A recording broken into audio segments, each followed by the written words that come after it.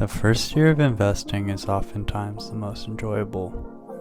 There is so much to learn, you join new communities, and are always looking for a new place to put your money. However, the way you spend this time can also set a precedent for how the rest of your investment journey will unfold. Making the best decisions early on can pave the way for creating significant wealth, while avoiding losing new investors' experience. This video will cover in 3 sections the most important actions you can take to help you maximize your first year of investing. In your first 4 months as a new investor, your primary focus should be to get accustomed to the experiences of the market. This means go read about companies, learn terminologies, and understand the markets from a macro level. You should spend a lot of time here immersing yourself with financial media and looking up everything that you don't know.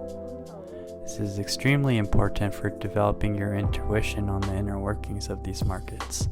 The easiest way to start learning about companies is by filtering through different sectors, starting with companies with the largest market capitalization, which means they are the largest companies in the sector. Doing this will give you a means of understanding how each sector operates, which will come in handy when setting up your first portfolio. Remember that not all investments will be deemed sexy at first, but they are all equally deserving of your love because there will be many ways to play the market as you continue your journey. At this point, it is suggested that you open a paper trading account. This will simulate buying and selling of shares of stock without risking real money.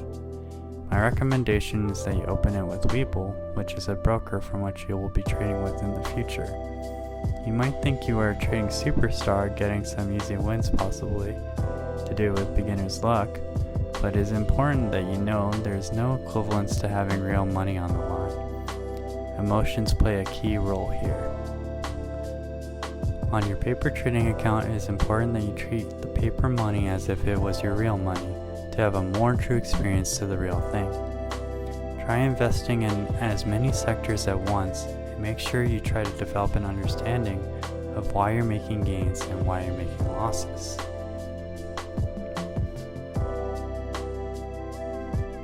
You probably have done your due diligence on a variety of companies at this point. You might be inclined to start investing in these companies and open a normal broker account. This is not recommended at this stage. You'll need to start by opening a Roth IRA brokerage account. I recommend Fidelity or Vanguard. Roth IRA is a tax-advantaged retirement account. Many new investors think of taxes as an afterthought, but it is important that you remember you will be taxed every time you sell shares, specifically short-term capital gains tax and long-term capital gains tax if you end up holding the security for a year or longer. With a Roth IRA, taxes on gains are negated, but you can only contribute $6,000 into this account a year and can only withdraw penalty-free if you are 59 and a half years old and have had the account for 5 years. Note that you can always take out your contributions, the $6,000 a year, anytime, and that you can take an amount of $10,000 once in your lifetime to purchase your first home. Next, in your Roth IRA, you should invest into a specific ETF. An ETF is a security that tracks an asset, sector, or a major index. We start with the SPY or VOO ETF because it tracks a quite noteworthy index, the S&P 500. The S&P 500 is the largest 500 companies, and this ETF gives you the same exposure as buying a piece of them all.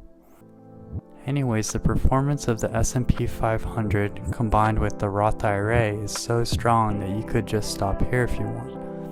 I suggest maxing out your Roth IRA every year, and your future self will greatly appreciate it as well.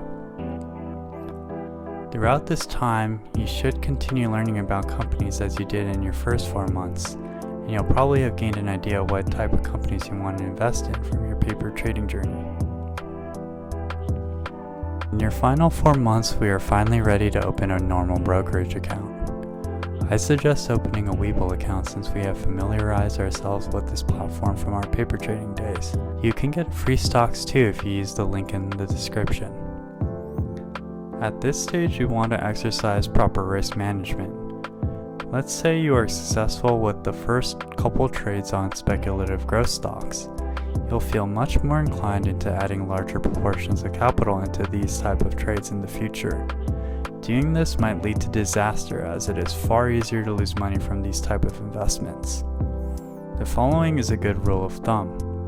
If you find yourself chasing speculative growth companies, be sure to limit these investments to a maximum of 3% of your total portfolio.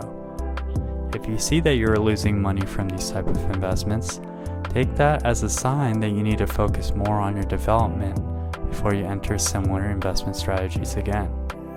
While it is very rewarding to see your portfolio make insane gains from these speculative investments, make sure you start slow, and don't forget, we are not gambling here.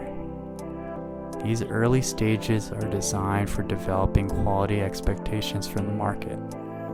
Also make this consideration. If you're making many short-term trades, remember earlier I talked about taxes. So even if you are beating your long-term investments from short-term trading, you might actually lose because you have short-term capital gains tax to pay. Also recognize that as long as you hold your investments, you won't have to pay taxes at all.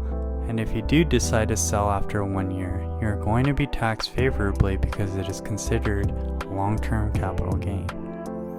Lastly, you'll want to utilize the technique of dollar cost averaging. This is a strategy popularized by the famous investor Warren Buffett. Buying an investment over a greater range of time statistically gives you a better return on your investment. This is because it takes an advantage of a key rule of the market. Time in the market beats timing the market. I can't wait to see where your investment journey leads you. Please thumbs up and subscribe if you found this video helpful, and I'll see you next time.